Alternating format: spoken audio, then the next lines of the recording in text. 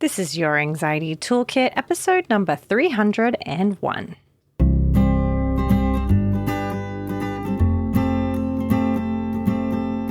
Welcome to Your Anxiety Toolkit.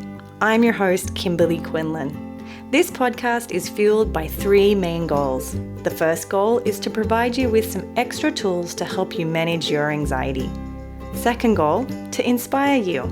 Anxiety doesn't get to decide how you live your life. And number three, and I leave the best for last, is to provide you with one big, fat virtual hug. Because experiencing anxiety ain't easy. If that sounds good to you, let's go.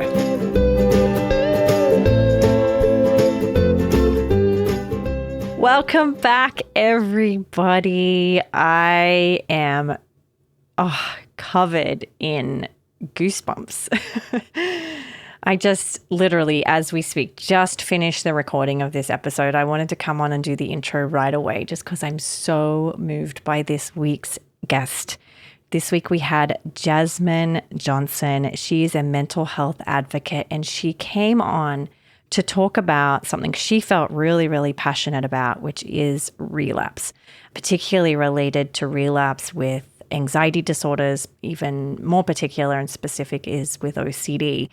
And she brought to the conversation the same struggles that I have seen my patients have over and over with relapse, and how hard we can be on ourselves when we relapse, and how difficult it can be to pull ourselves out of relapse. It's a topic that I haven't touched on nearly enough. And so I'm just so grateful for her to come on and share her story and the steps she took to overcome any kind of relapse that she was experiencing, and identifying the difference between a lapse and a relapse, I thought was really profound. So I'm just so excited to share this episode with you. I actually had scheduled it to be out much later, and I'm like, no, we just have to get this out. This is so important. So I'm so thrilled. I'm not even going to do an I did a hard thing, because this whole episode is Jazzmin explaining to us how to do hard things. So I'm so, again, impressed with how she's handled it. So let's get straight to the show. I love you guys. I hope you can squeeze every ounce of goodness out of this episode. I think the main real message we took away is it's a beautiful day to do hard things. So enjoy the show. Thank you for being here, Jazzmin. Thank you so much. I'm absolutely honored and really, really excited to chat. Yeah. So let's dive in. We are going to talk about relapse, which is a topic I think you brought to my attention I have not covered barely at all. So let's dive into that. But before we do that, can you give us a little background and fill us in up to where we're at with relapse? Yeah, absolutely. So my name's Jazzmin. I'm 28 years old. I was diagnosed with OCD when I was just freshly 23. So it's been a while. Looking back on my life, I've had OCD for a very long time, long before I was 23. So definitely fun to look back on your life and the moments and say, oh, that was an interesting behavior, and no one really caught that. But yeah, so my story, I always love to tell it. But it started off with a really simple night of not sleeping, something that we think we've all experienced. And up until that point, I assumed I was this rock solid girl who was tough, and I skateboarded on the weekends and just knew that nothing could touch me. And I remember having a hard night of sleep one night, and my heart was beating really fast, and I just felt really panicky. And it was such a bizarre feeling for me. And I remember at the time reaching out to my sister, who also struggles with anxiety and OCD as well. And I just said, hey, have you ever dealt with this weird heart palpitation thing at night and you can't relax? And she just sent me like a text in all caps and was like, yes, that's anxiety. And I think it was just this bonding moment where we were just like, oh, okay, I guess I'm, like you, like, let's do this. But with that, I think came a lot of fear too, because as someone who was, assuming I was this rock solid gal who was tough and never stressed about anything, to kind of have that identity switch that happened when I was told that I might have anxiety. And as all of us know, listening to this, anxiety is a terrible feeling. And it's even harder when it really sticks around for a long time. I remember feeling like my body was kind of like buzzing all the time. And I remember trying to explain it to my boyfriend, and he was just like, that's really strange. I'm like, you don't understand. Like, my whole body feels like it's vibrating all the time. And I just couldn't sleep at night. And so I ended up reaching out to my mom, and she helped me find a therapist, which I'm really grateful that my family is really pro like helping people with mental health disorders. So they knew exactly how to help me. So I popped in with a therapist and was just like, I don't have anxiety. Why am I having anxiety? Like, what's going on? And she just asked me like if there were things that made me anxious. And I just remember telling her, no, I don't, there's no reason. My life is really good. I really enjoy where I'm at, and I love my job, and I love my boyfriend, and I love my life. So why am I feeling this way? And she just said, well, like, have you talked to anybody about it? And I remember telling her, yeah, my mom and my sister, and they've told me the things that make them anxious. And so now when I think about those things, I plan to be anxious in those scenarios too. And I just told her I was kind of having a hard time figuring out what was causing this anxiety.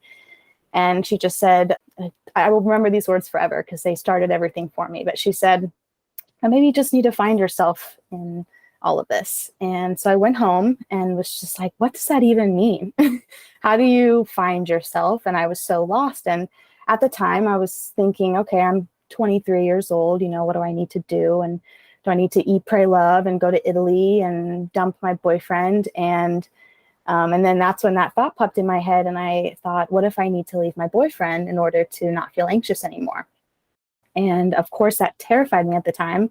I'd been with my boyfriend for 5 years. We were high school sweethearts. I knew in my bones I would marry him one day.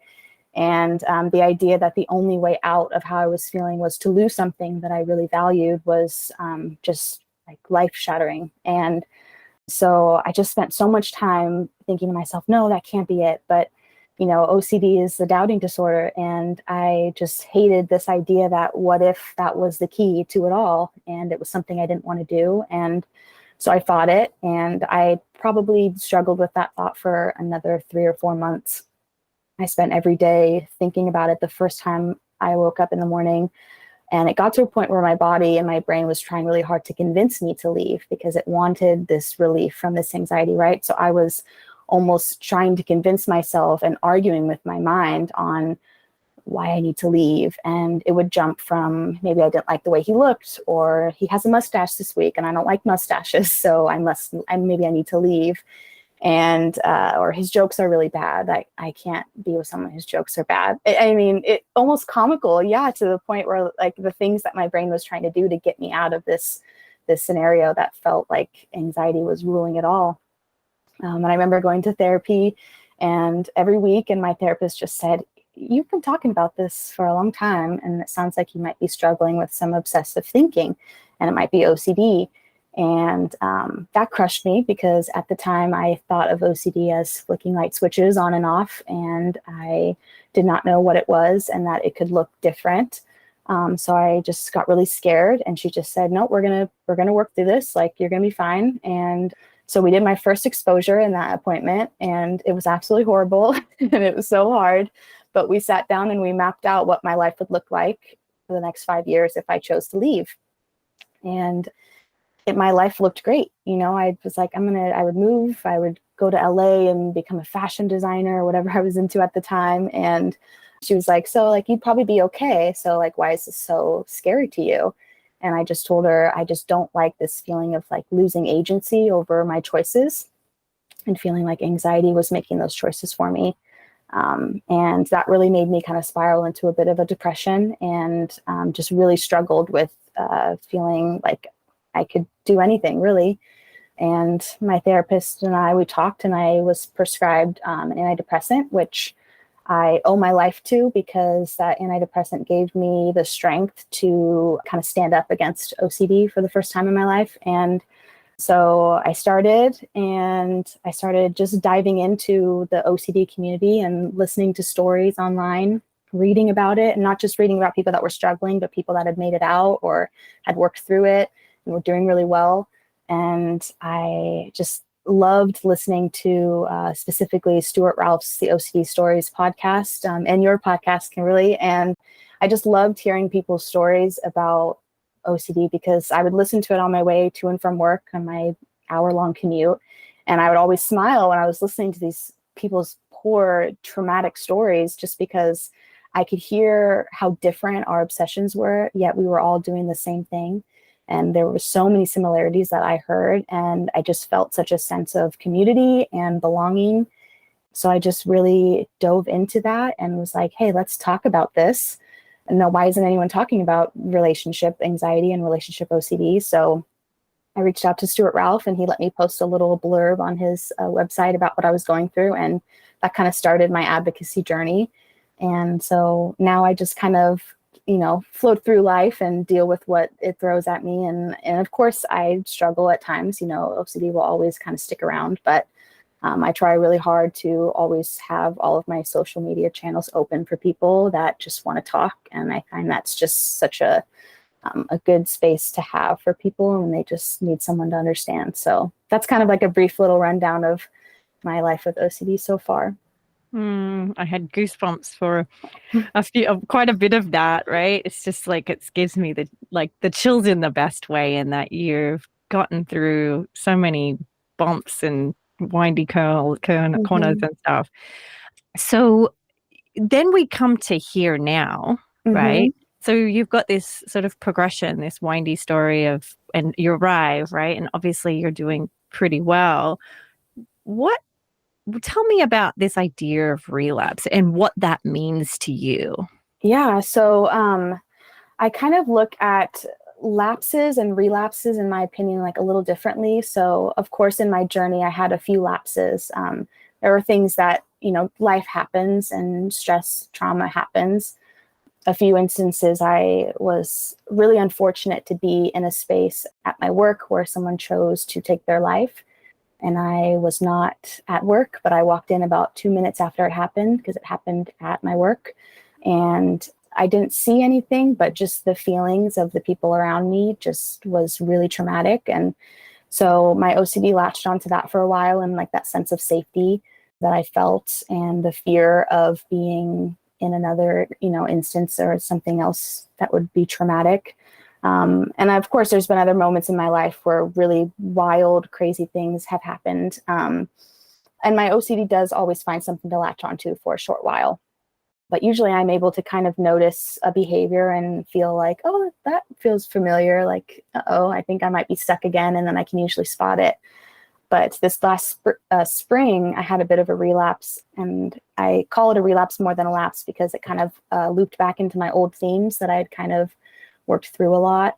And it lasted for a really long time. And I really had a hard time finding that kind of pathway out. I couldn't really find where on the cycle, the OCD cycle I was, to where I could kind of see where to get out, And so at the time, I looked at relapses as failure. And I think that's one thing I really wanted to talk about. But I imagined that since I had come so far in my recovery, that when OCD shows its face again, I would know that it was OCD. I would see it and I'd be ready, and I'd have my warrior gear on and I'd fight it and I'd carry on with my life. And I think this last spring, just with the chaos that happened in my life, I learned that that's not always the case. And sometimes it takes a little bit longer, but also I think it always unlocks some new layers to your recovery journey and healing that I think I needed to learn. So I'm really grateful that it happened, which is so funny. I wish I could tell myself that 4 months ago when I was really in the thick of it. But yeah, I'm really grateful that I kind of had that experience. I really resonate with what you're saying. And I think I've had, even in the last couple of weeks, some clients who've come back to treatment after doing really well with ERP and in therapy. Why do you think we consider it a failure to relapse? Like, where did that come from, do you think?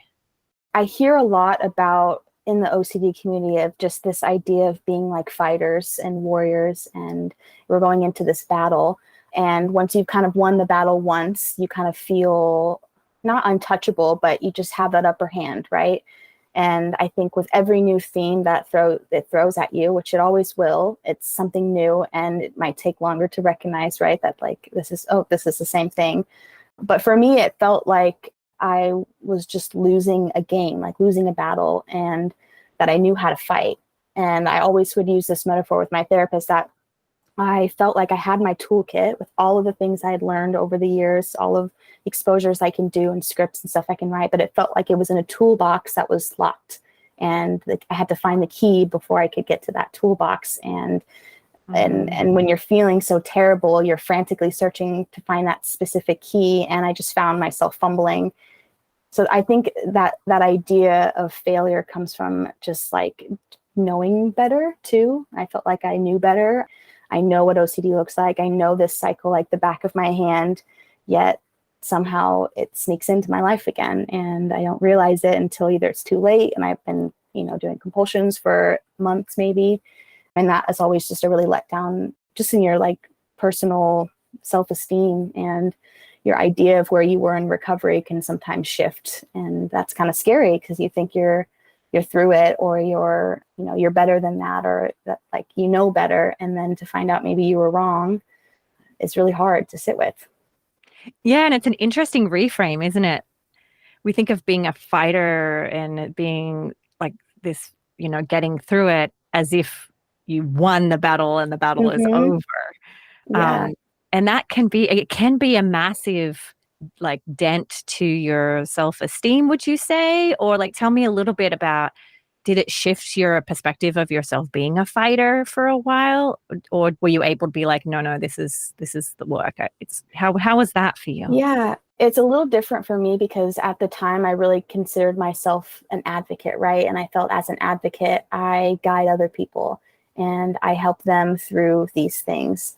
And I remember a really specific moment with my husband after we had just met my baby niece for the first time. And the entire time we were visiting her, I was having intrusive thoughts probably every second. And it was jumping themes. It was harm and then pedophilia and then harm again and harming myself. And I remember getting in the car with him as we left and just crying. And he just was like, what's going on? Like, talk to me. And I just told him, I'm so tired. Like, I know what this is. I had those thoughts. I knew they were OCD. I knew the moment they showed their face, because like, why would I ever want to do that to my beautiful baby niece? And yet they still made me anxious. And I kind of had, made the story to myself that if an intrusive thought made me anxious, I'd already kind of lost. Right. So like my reaction to it was the first thing I could control. And when you get thrown a new theme, it knocks you down because you've never seen it before and it's scary. And I just remember crying to him and just explaining, like, I am so frustrated with myself because I know what this is. I know what I'm doing, and I can almost step outside of myself and see, the cycle. I can draw it on a piece of paper. In fact, I did that often, and yet I couldn't stop. And it was just a lot of disappointment in myself. And I think as an advocate, you feel like you should know better, and I help people through this. In fact, there were times when I was in that relapse that people reached out to me for help, and I strapped on my boots and helped them and talked them through it all and found them therapists, and then was like, why can't I do that for myself? Like, why am I so good at helping others and not giving myself the tools that I know are sitting right in front of me, right? Yeah.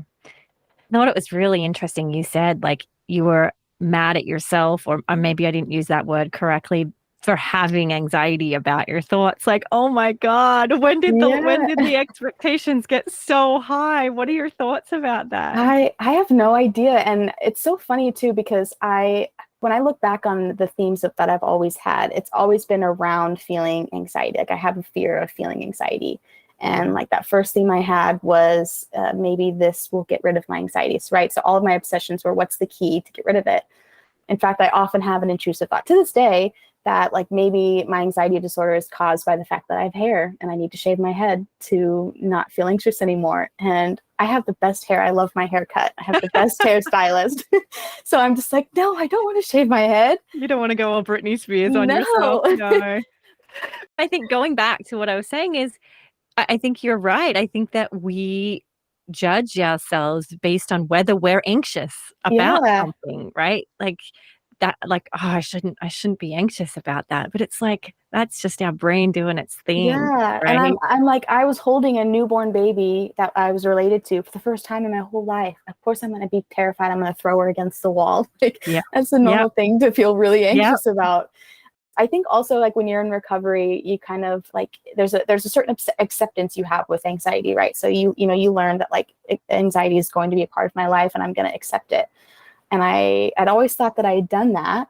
And then I remember doing ERP school this last spring, and you mentioned something about, I believe it's willingness versus willfulness. Is that what it Yeah. is? Yeah. And I remember feeling angry with you when you mentioned that because I knew you were right. And I was like, no, because that was kind of that missing piece that I had yet to kind of figure out. So I was always like, yeah, I get that I'll have to feel anxious sometimes in my life. Yeah, but I'm only feeling anxious and allowing myself to feel anxious because I hope that that will be the key to get rid of it. Right. So it was just, that was always the way out. And for the first time, I had to realize that I while I was allowing anxiety to happen, I wasn't really welcoming it in a way. Mm. And so that was what kind of unlocked that little portion in my head. And Yeah. Okay. So I just have a question. Like yeah. the therapist slash educator in me is like, so tell me more. So you obviously took ERP school. Yeah. What is it about? And I'm so happy that that was Yeah. helpful. But I want to know, because you're not alone. I love knowing when things make people mad because it Hmm. means there's a roadblock there. There's like Yeah. a common human roadblock that we all get to. So what about that made you mad? Like, I'm so curious. Yeah. I think, in all honesty, it was a little bit of resistance because it was like I Mm. knew that that was that next step, and I really didn't want to do that. Everything that I've ever done was to get rid of my anxiety, even my OCD. All of my research and all of the exposures that I worked on was only to get rid of that anxiety. And Mm. at the beginning of every video you talked about, you said, "Hey, that's your goal. Like, let's reframe that." And I was just like, "How do I do that? How does someone want to feel anxious?" I just really struggled with understanding like how it's such a terrible feeling. I hate it so much. How am I supposed to be happy to experience that? And I wasn't sure how to connect those two. And I also was always looking for someone to just tell me how, like to give me steps and just say, "Hey, this is how you become willing to be anxious," or the willfulness, like this is how you do it. And I remember talking to my therapist about it, and I just said, "Kimberly was talking about this, and can you just tell me how to do that?" It's like, how do I lean in? It's like, is it something I should just tell myself? Is it like something I need to write down? And she just said, "I think it's not something I can tell you. I think it's a little more abstract than that." And I just said, "Okay, so like you can't give me a step by step on like how to get out of this because that's how I am." And she just said, "No, I think it's a feeling." And Yeah. I just it it scared me more than it made me angry, and I think that's why it made me angry because I knew that that was what I needed to do. So that anger really comes from fear of just Yeah. knowing what's next and what I need to do, and it's something I think I've put off for a very long time. And Yeah. Yeah. Listen, this week alone, I've had multiple of these conversations with my clients. I think it's such a common roadblock for everybody, right? Like how often people who have recovered said, when I stopped trying to not be anxious is when I actually got relief from my mhm, anxiety. And it's like, what you resist persists is always the sort of absolutely. saying. So I love that you told me that. Number one, I'm terrible. I always giggle when people say that my stuff made them mad because I'm like, what happened? Like, but I think it's such an important point, right? Mhm. It's such an important piece of the work. Okay. Well, how would you encourage people to manage relapse or lapse? Yeah, I think I was really lucky to have my sister by my side through this relapse, especially as someone who understands OCD.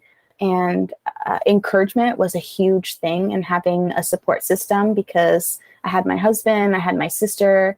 I've grown a community on Instagram of people that know I have OCD, and I don't shy away from putting on my Instagram, like, "I'm relapsing right now. Give me a minute. Like, let me figure this out." And my comments are always flooded with, like, "You got this. Like, we believe in you. Like, hang in there if you need anything."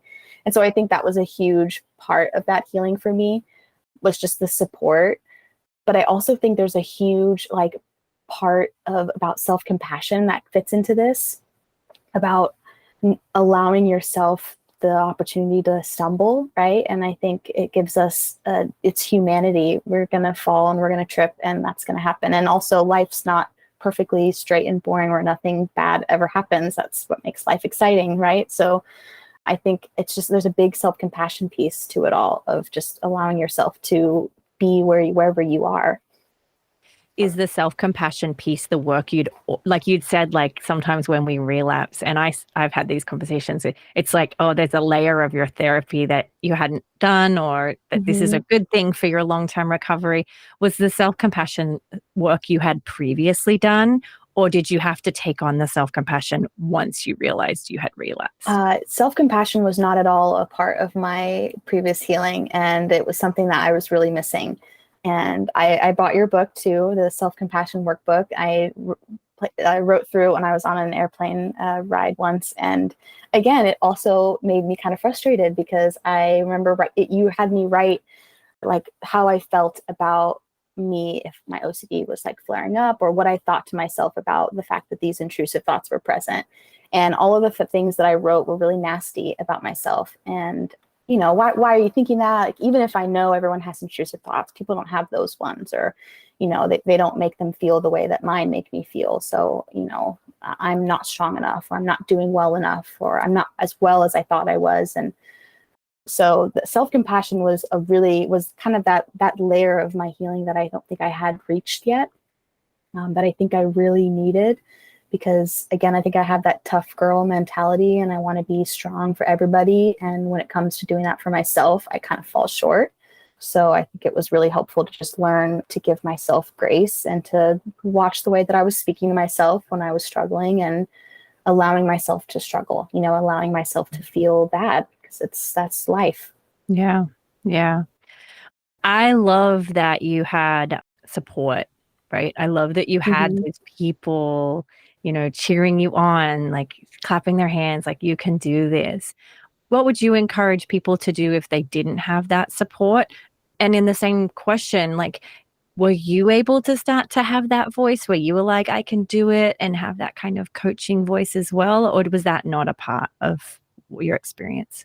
Yeah, so I think if anyone doesn't have that support, the first thing I would encourage them to do is to find the community online, because that's how I mostly got that support in the beginning, was just finding people that were struggling in a similar way. But also, I think a huge part of that self-compassion in your voice is to be that voice for yourself and to be an advocate for yourself in those moments.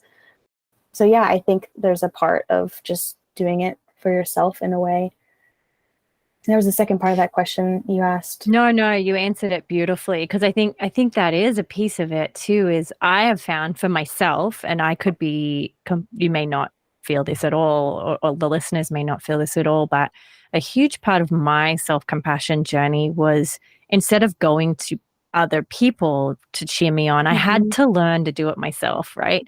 Not Mm-hmm. to say you don't deserve to go and get it, and it's a problem if they cheer you on. That's not a problem at all. But that was a huge piece of it, is, and I try to practice that with my patients as well, as, can you cheer yourself on just a little? Like, can Mm-hmm. you reframe, like, that you're strong while you suffer, kind of thing? I think there's so Yeah. many reframes that we can make. Yeah, absolutely. And I think back to the things that I did to kind of encourage myself. And I remembered one thing that I did is I would have a full day of, negative thoughts and negative intrusive thoughts and really struggling. And then maybe for 2 minutes out of that day, I would feel this overcome of like, hey, I got this. Like, wait a minute, I can do this. And I'd always snap a selfie when I was feeling that. And so over the course of this relapse, I have tons of these selfies, and some of them I'm crying in, and some of them I'm in the coffee shop or I'm in my car. And when I was really feeling down, I'd look back on that and I'd be like, hey, that's the version of me that's cheering me on right now. And I would look back on those photos all the time and be like, hey, yesterday at 2:04 p.m., I felt okay for a minute. And even if it was just a minute, like, I'm going to trust that girl right there, because that's who I am. Wow, that's so cool. I love that. I've never heard that before. And what an amazing way to capture you Yeah. in that moment. I love that so much. I think I Um, put it in my phone in my folders as like reminders of hope. And I would look at those mm, pictures whenever I needed it, because I think seeing proof that you were there at one point too, it's like that was me. I could be yeah, there again. I love that so much. Actually think that that's like a piece of the tool belt or the toolkit that we need to have more of, right? Like, how Hmm. can you remind yourself that you're in the game and you're doing the game? I love that so much. I remember many months ago, I did a podcast with Laura.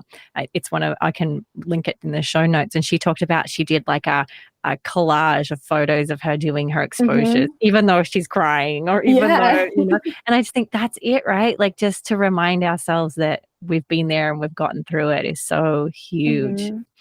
Okay. So goes back to the very beginning, but is there a difference in how you respond depending on whether it's a lapse, your version of a lapse, or a relapse? Like for you, is the response and the tools you use the same? Or is it different? I think for me, the tools are about the same. I would almost say I use less tools in my lapses, Mhm. and that's always kind of what causes them, right? So I kind of relax into this anxiety that I'm feeling and I let my guard down maybe a little bit and I start doing something. But generally, the way that I kind of spot myself out of those cycles is to kind of like, I quite literally will map out, I'm like, what thought just made me anxious? And then what was my initial, like, what did I feel like I needed to do to make myself feel better?